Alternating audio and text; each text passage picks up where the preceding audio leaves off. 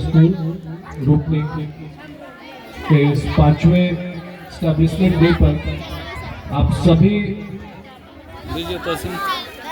Teachers, parents, बच्चे और यहाँ जितने भी लोग मौजूद हैं सबको बहुत बहुत बधाई।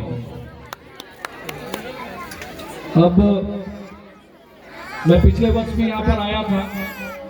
पिछले वर्ष मैंने देखा और जो मैं अभी देख पा रहा हूँ तो उसमें एक अंतर जो मुझे नजर आ रहा है कि यहाँ का जो जोश है वो पिछले साल से ज्यादा मुझे नजर आ रहा है। आप लोगों के बीच में जो एक्साइटमेंट है वो पिछले वर्ष से ज्यादा नजर आ रहा है।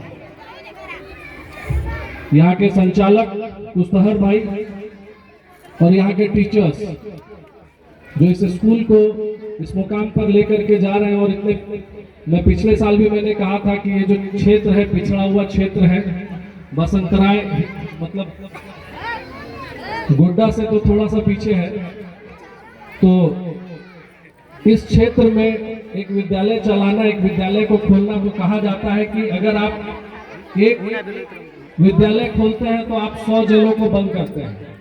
अगर आप एक विद्यालय को खोलते हैं तो आप 100 नशे के अड्डे को बंद करते हैं। आप एक विद्यालय खोलते हैं तो आप कई मदिरालाओं को बंद करते हैं। तो स्कूल खोलना और उसको इस मेहनत से चलाना, इसके लिए जो है बधाई के पात्र हैं यहाँ के डायरेक्टर। इसके अलावा मैंने देखा अभी यहाँ के बच्चे बहुत अच्छा परफॉर्म करते हैं। मैं बीच बीच में यहाँ के जो प्रोपराइटर हैं उनसे बीच बीच में मैं संपर्क में रहता हूँ और मुझे यहाँ का जो है आइडिया मिलता रहता है। और ये यहाँ के बच्चों में दिख भी रहा है कि कैसे एक छोटी सी बच्ची जो है माइक पकड़ करके स्टेज पर 10 लोगों के बीच में बोली। ये एक बहुत बड़ी बात है। अभी अगर यहाँ इतने लोग बैठे हुए हैं, अगर किसी से कह दिया जाए कि यहाँ आपको 2 शब्द बोलना है तो हो सकता है कि ना बोल पाए। तो उस कॉन्फिडेंस को बिल्ड करना भी अपने में एक बहुत बड़ी बात है। 2-3 बच्चे आए, अंग्रेजी में अपने बातों को रखा, तो कहीं ना कहीं मुझे ये लगता है कि they are globally connected through this school. अगर एक वो ग्लोबल भाषा को सीख रहे हैं इस विद्यालय में, तो यहाँ से कहीं ना कहीं निकल करके अगर कहीं ये बाहर जाते हैं तो अपने आप को प्रेजेंट कर पाएंगे। इसके अलावा संस्कार भी यहाँ पर दिया जा रहा है। जैसे वो बच्ची आई और अभी जो है उन्होंने अभी महिलाओं के पहनावे के बारे में बताया, तो मुझे भी ये देख करके बहुत खुशी हुआ कि इस क्षेत्र का जो मेजॉरिटी पॉपुलेशन है उसके लिए जो यहाँ पर जागरूकता फैलाने का काम किया जा रहा है, या फिर जो इस तरह का संस्कार को यहाँ पर दिया जा रहा है, तो ये भी काबिले तारीफ है। और जैसा मैंने देखा, एक मुझे जो ये प्रोग्राम बहुत पसंद आया, जितने देर से मैं बैठा हुआ हूँ, तो यहाँ पर मैंने देखा वो गरीबी वाला जो गाना चला। तो जहाँ तक भी ये आवाज जा रही है और जहाँ तक भी ये आवाज जाएगी, मैं आपको बताऊं कि गरीबी से आपको कुछ निकाल सकता है। अगर गरीबी से कोई निकाल सकता है तो वो सिर्फ और सिर्फ शिक्षा है। अगर आप अपने बच्चे को शिक्षित करेंगे तो आप यकीन मानिए आप कभी गरीब नहीं रहेंगे। आपको किसी के सामने कोई खिलाने के लिए, खाने के लिए किसी से मांगना नहीं पड़ेगा। आप मेहनत मजदूरी अपने आप को कहीं जगह पर रख करके आप अपने आप को बना सकते हैं। तो इसीलिए मेरा सभी जितने भी लोग मेरे बातों को सुन रहे हैं वो शिक्षा का प्रचार प्रसार ज्यादा करें। कई बार ऐसा होता है कि हम लोग सब चीज को छोड़ करके शिक्षा को सबसे लास्ट में रखते हैं, तो वो सोसाइटी कहीं ना कहीं पीछे रह जाएगी।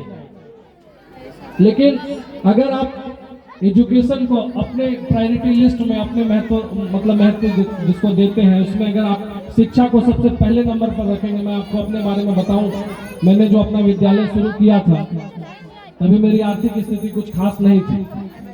मैं बहुत थोड़ा सा बेस करो, इको कम कीजिए, है तो मात्र 1,14,000 रुपए से मैंने विद्यालय शुरू किया और आज 6 साल से स्कूल चला रहा हूं। बीच में 2 साल लॉकडाउन भी लगा। मैंने हिम्मत नहीं हारी। परिवार के लोग शिक्षित हैं, एक शिक्षित समाज से मैं आता हूं, तो उन्होंने मुझे हौसला दिया और हिम्मत दिया और आज के तारीख में गोड्डा में एक अच्छा मुकाम पर है हमारा विद्यालय। सिर्फ यही नहीं, आज तकरीबन 60 लोगों को रोजगार देकर के रखा हूं। शिक्षित हूं इसीलिए। 2014 की बात बता रहा हूं, मेरे घर में 2 समय का खाना नहीं बनता था, क्योंकि मेरे पिताजी का तनख्वाह 17,000 रुपए था और 17,000 रुपए वो मुझे पढ़ने के लिए भेज देते थे। तो घर में बहुत ज्यादा दिक्कत होता था। उन्होंने उस कुर्बानी को दिया। हम लोग 2 भाई हैं, दोनों भाइयों को पढ़ाया लिखाया और तब जाकर के आज हम लोग एक अच्छे स्थान पर हैं, जहां भी है संतुष्ट हैं। तो इसीलिए मैं आप सभी लोगों को, जितने भी लोग मुझे सुन पा रहे हैं, चाहे वो किसी भी स्कूल में पढ़ते हो, चाहे वो सरकारी में पढ़ते हो, चाहे वो ड्रीम मेकर में पढ़ते हो, अगर ड्रीम मेकर में पढ़ते हैं तब तो मुझे भरोसा है कि वो बच्चे आगे चल करके कुछ अच्छा जरूर करेंगे। इसके अलावा भी कहीं भी पढ़ते हैं तो अपने आप को आप शिक्षित बनाइए, अपने परिवार को शिक्षित बनाइए, खास करके लड़कियों को। और मैं इस मंच के माध्यम से इस विद्यालय के जो ओनर हैं उनको भी मैं रिक्वेस्ट करूंगा कि आप अगर कोई अभिभावक किसी बच्ची को पढ़ाने के लिए लाते हैं तो उनके एडमिशन फीस में कुछ ना कुछ कंसेशन दीजिए, ताकि उनको एक मनोबल बढ़े कि लड़कियों को पढ़ाने से हमें जो है कुछ रियायत दी जा रही है। तो जो भी बच्चियां, जो भी मतलब घर के बेटियों को पढ़ाएंगे तो उनके लिए भी कुछ सोचिए, और इस समाज को और इस पूरे प्रखंड को, इस प्रखंड में आप अपना एक अलग मुकाम हासिल करेंगे, इसका मैं पूरा आप लोगों के दुआ करता हूं। ज्यादा समय आपका नहीं लूंगा। मैं फिर से आपको एक बार बोलना चाहता हूं कि आप अपने परिवार को, आप अपने जनों को शिक्षित कीजिए, ताकि आप अपने इस पूरे प्रखंड, पूरे जिला, पूरे राज्य का नाम रोशन कर सकें। जय हिंद, जय भारत। बहुत बहुत शुक्रिया सर।